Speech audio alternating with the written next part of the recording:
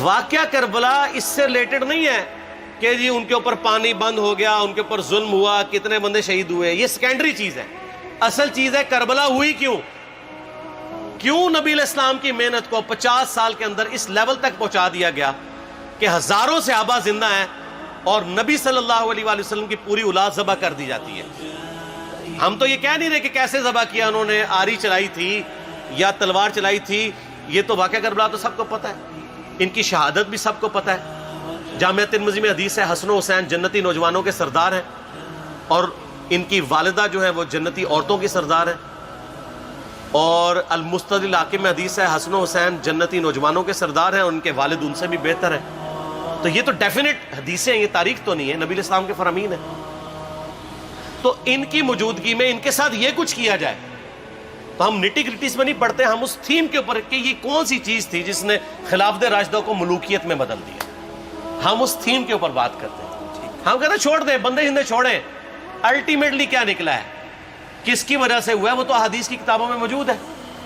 ہم کب کہہ رہے ہیں خفیہ کیمرے لگا گئے جی کس نے گولی پہلا تیر کس نے چلایا، یہ وہ ہم تو بتا رہے کس کے دور حکومت میں ہوا اور ان کا اپنا کردار کیا تھا، اس کو کس طریقے سے لا کے تخت پہ بٹھایا گیا. وہ ساری کی ساری چیزیں تو سامنے ہیں، وہ تاریخ کی کتابیں نہیں ہیں، حدیث کی کتابیں ہیں. اگر آپ کہتے ہیں کہ بخاری مسلم سے ہم نے صرف رفع الیدین کی حدیثیں لینی ہیں یا ایمانیات کی حدیثیں لینی ہیں اور باقی جو بخاری اور مسلم میں آل امیہ کی بدماشیوں کو ننگا کیا گیا ہے وہ ہم نے نہیں لینی ہے، تو سر پھر آپ اپنے آپ کو کلیئر کٹ، پھر ہم آپ سے واقعہ کربلا نہیں ڈسکس کریں گے، حجیت حدیث میں بات کریں گے. آپ کو اپنے آپ کو منکرین حدیث کہنا پڑے گا. یہ آپ اسکروٹنگ کیسے کریں گے؟ اس سے بڑی بات مجھے یہ بتائیں کہ عظمت صحابہ بڑی چیز ہے یا عظمت محمد رسول اللہ صلی اللہ علیہ وآلہ وسلم؟ تو بریلوی یہی تو رونا رو رہے ہیں، وہ کہہ رہے ہیں کہ قرآن میں تھوڑی آیات ہیں. آپ پھر مڑ مڑ کے پڑھتے ہیں قل انما انا بشر مثلکم، اس میں تو نبی علیہ السلام کی تنقیص ہو رہی ہے. تو ہم ان کو کیا کہتے ہیں کہ تنقیص مقصد نہیں، نعوذ باللہ نہ ہو رہی ہے، آپ افضل البشر ہیں لیکن آپ کی سپیشیز بشر ہے. یہ ہم اپنا عقیدہ سمجھتے ہیں، وہ اس کو تنقیص شمار کرتے ہیں. تو پھر اس وقت آپ بھی بریلویوں کی بات مان کے تو یہ آیات پڑھنا چھوڑ دیا کریں. آپ کہتے ہیں نہیں آیات ہے کیوں نہ بیان کریں، تو ہم بھی کہتے ہیں احادیث ہے کیوں نہ بیان کریں. کہ صحیح بخاری میں حدیث ہے 2812 عمار کو ایک باغی جماعت قتل کرے گی، وہ جماعت دوزخ کی طرف بلا رہی ہوگی اور عمار ان کو اللہ اور جنت کی طرف بلا رہا ہوگا. اب اس کے نرغے میں جو آتا ہے وہ آئے، میں اپنے نبی سے ٹکر لے لوں آپ لوگوں کے منہ کا خیال رکھتے ہوئے کہ میں نبی علیہ السلام کو کہوں کہ آپ نے کیوں ایسی بات کر دی کہ مولا علی کے مخالفین کو آپ نے دوزخ کی طرف بلانے والی جماعت کہہ دیا. تو لیں آپ ٹکر، جائیں سیدھا دوزخ میں. اور تھوڑی جرت کریں، آپ یہ کہا کریں کہ اے اللہ، اپنے لیے کہا کریں کہ اللہ تعالیٰ آپ کا حشر یزید اور یزید کے آباء و اجداد کے ساتھ کرے اور اس کی اولاد کے ساتھ. ہم کہتے ہیں کہ اللہ تعالیٰ ہمارا حشر جو ہے وہ مولا حسن حسین، مولا علی علیہم السلام اجمعین اور اہل بیت کے ساتھ کرے، آمین. اور آپ میں تو اتنی جرت نہیں آپ یہ بات بھی کر سکیں کیونکہ ان کو پتہ ہے. تو نبی علیہ السلام کی احادیث کو بیان کرنے کو یہ سمجھتے ہیں کہ جی اس سے مصیبت کھڑی ہو جائے گی، تو اپنے آپ کو منکرین حدیث ڈکلیئر کریں. پھر حجیت حدیث کا مقدمہ ڈسکس ہوگا، پھر کربلا نہیں ڈسکس ہوگی. اور یہ ٹی وی پہ بھی آ کے مولوی بیٹھے ہوتے ہیں، سنیوں کے بھی شیعوں کے بھی، مڑ مڑ کے جی وہ یزید نے یہ کر دیا. وہ یزید نے کیا کیا ہے یار؟ وہ تو سسٹم کا نمائندہ بن کے آیا جو پیچھے سے خراب تھا. یزید کو لے کے بیٹھے ہیں، یزید یزید یزید یزید. بھائی پیچھے سے معاملہ خراب ہوا.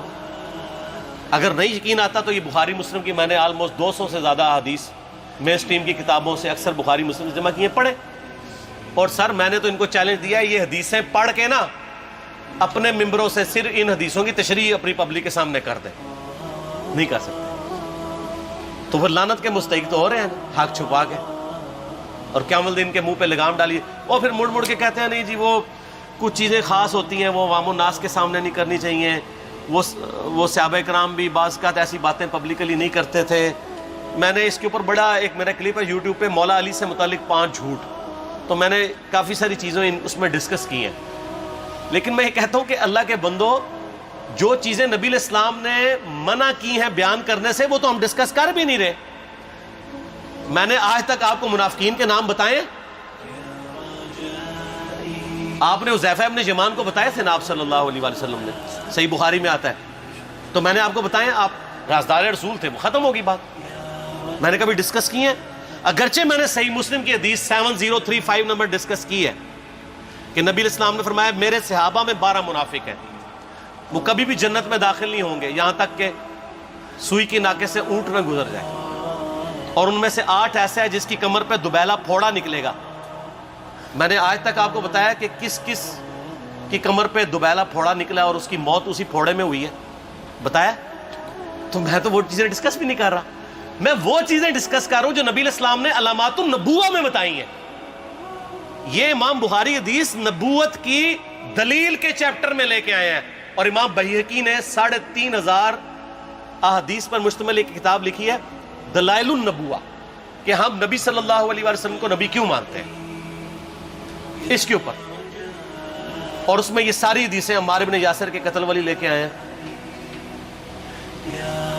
بتانے کے لیے کہ دیکھیں ہمارے نبی علیہ السلام کی نبوت کی دلیل ہے کہ آپ نے اپنی وفات کے آلموسٹ 30 سال کے بعد ہونے والے واقعے کو پہلے ہی بتا دیا. یہ حدیثیں چھپانے والی نہیں، بیان کرنے والی ہیں، علامات النبوہ کی حدیث ہے. آپ کہتے ہیں چھپائیں. اگر کوئی حدیث دنیا میں نہیں چھپائی جا سکتی نا تو علامات النبوہ والی حدیث ہے، کیونکہ وہ تو نبی صلی اللہ علیہ وسلم کی نبوت کو جسٹیفائی کرتی ہے.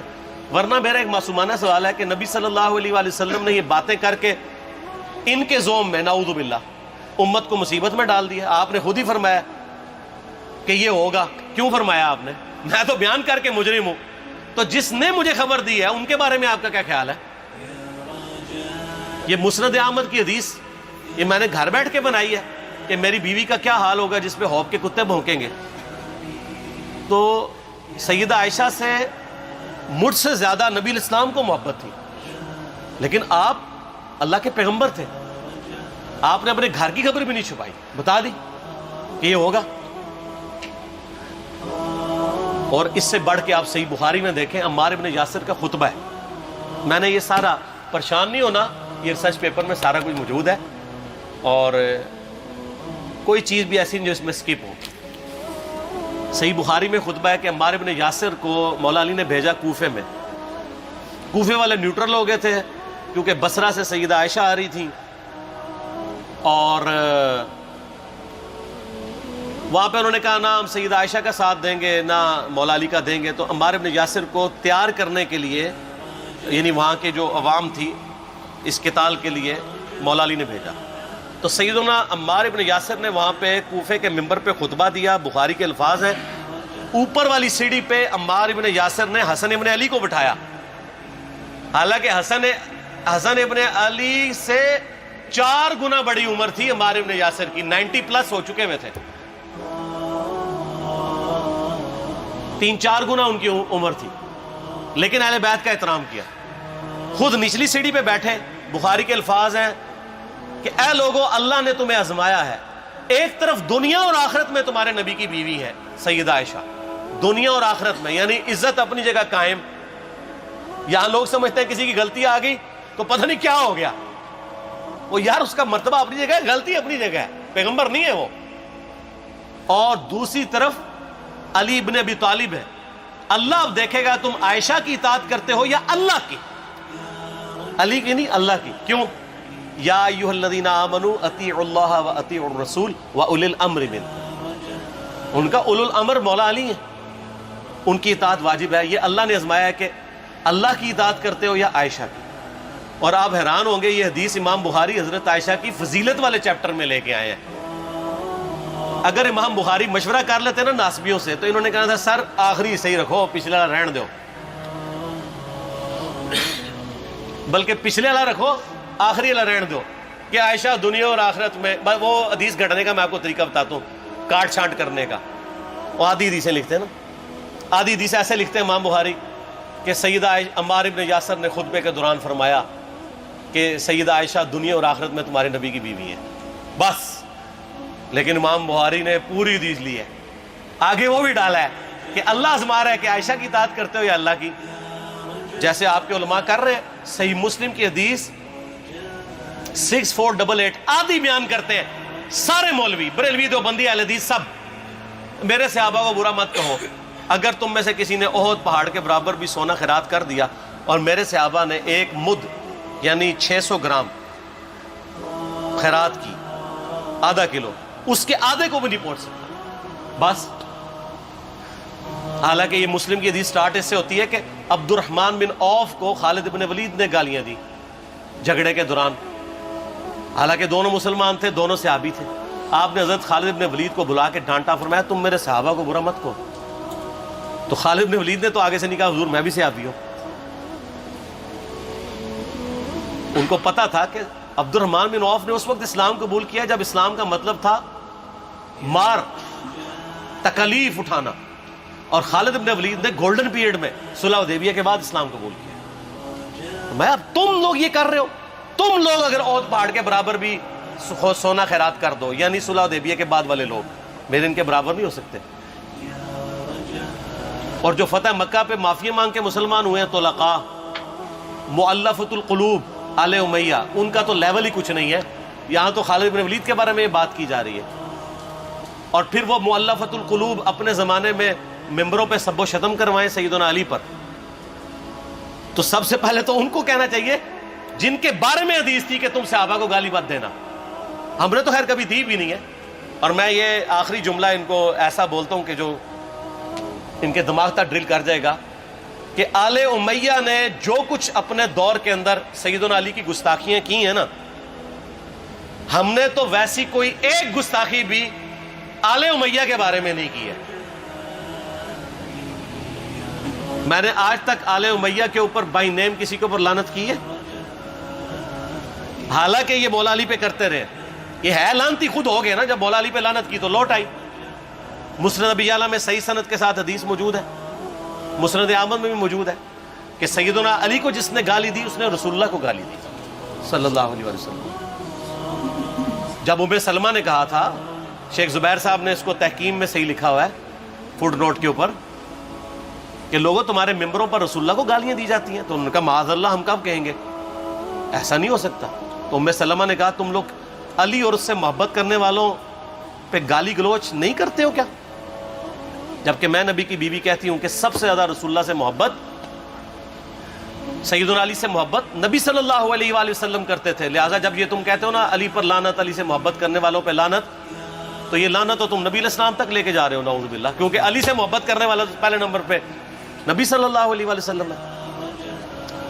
اور پھر کہتے ہیں سب کا مطلب تنقید ہے، اور نہ، پرانیاں گلاں، پرانے بابے، پرانے بزرگ، جھوٹے ہو۔